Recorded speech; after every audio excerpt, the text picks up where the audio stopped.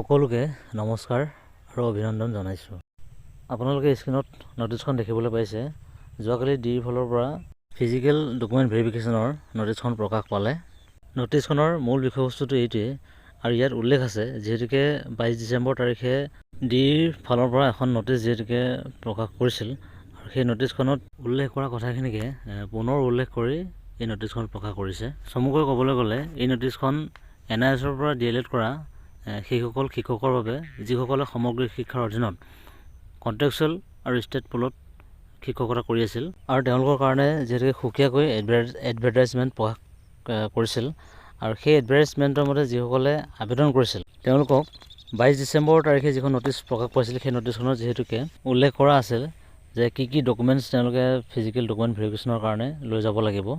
উত্তৰাখণ্ডৰ NISDL আৰু supreme কোৰ্টৰ এটা ভুল শুনানিৰ বাবে যিহেতুকে NIS প্ৰাৰ্থীসকলক নিযুক্তিৰ পৰা বঞ্চিত কৰিছিল, পুনৰ বিশ্বনাথ চাহৰ নেতৃত্বত ৰিভিউৰ জৰিয়তে 10/12/2024 তাৰিখে যিটো জাজমেণ্ট আহিছিল, সেই জাজমেণ্টৰ মতে সমগ্ৰ ভাৰতবৰ্ষত NIS প্ৰাৰ্থীসকল ভেলিড।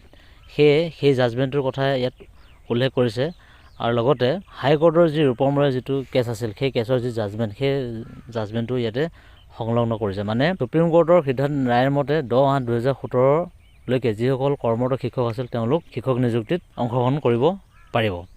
সেয়ে তাকে দোহাই দি NISৰ প্ৰাৰ্থীসকলৰ পৰা ইন ছাৰ্ভিচ প্ৰুফ হিচাপে একাডেমিক ডকুমেণ্টছখিনিৰ লগত ইন ছাৰ্ভিচ প্ৰুফ হিচাপে 8টাকৈ যি প্ৰমাণ পত্ৰ বিচাৰিছে সেইখিনি লৈ যাব লাগিব। হয়তো তাত পোৱাৰ পিছত হয়তো 10টাও হ'ব পাৰে।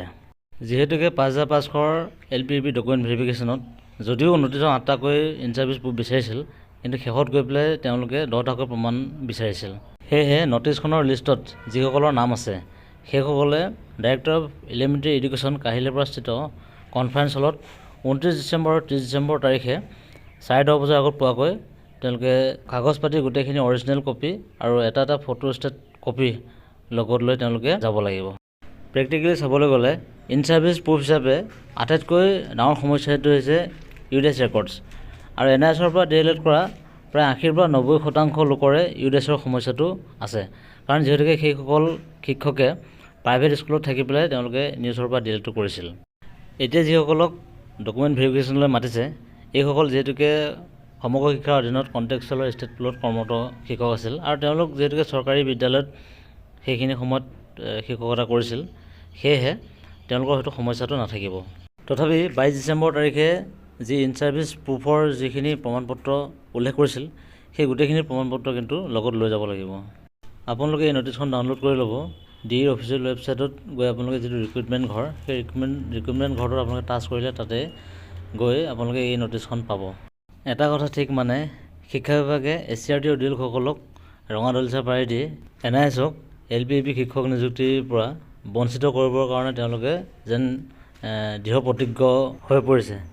কিন্তু NIS প্ৰাৰ্থীসকলে ইমান সহজতে এৰি দিব বুলি সেইটো ভাবি ল'লে কিন্তু ভুল হ'ব। যেতিয়ালৈকে NISক ন্যায় নিদিয়ে তেতিয়ালৈকে NISে কোনো কাৰণত এৰি নিদিয়ে। ভিডিঅ'টিত দুটামান কথা অতিৰিক্তভাৱে ক'লোঁ। এইখিনিকে কৈ ভিডিঅ'টি সামৰিব বিচাৰিছোঁ। সকলোৱে ভিডিঅ'টি শেষলৈকে চোৱাৰ বাবে ধন্যবাদ জনালোঁ, আৰু যিসকলে এতিয়াও মোৰ চেনেলটো ছাবস্ক্ৰাইব কৰা নাই অনুগ্ৰহ কৰি চেনেলটো ছাবস্ক্ৰাইব কৰি ল'ব, যাতে যিকোনো ধৰণৰ ইনফৰ্মেটিভ খবৰ এই চেনেলৰ জৰিয়তে আগতীয়াকৈ পায়। সকলোকে পুনৰবাৰ ধন্যবাদ জনালোঁ।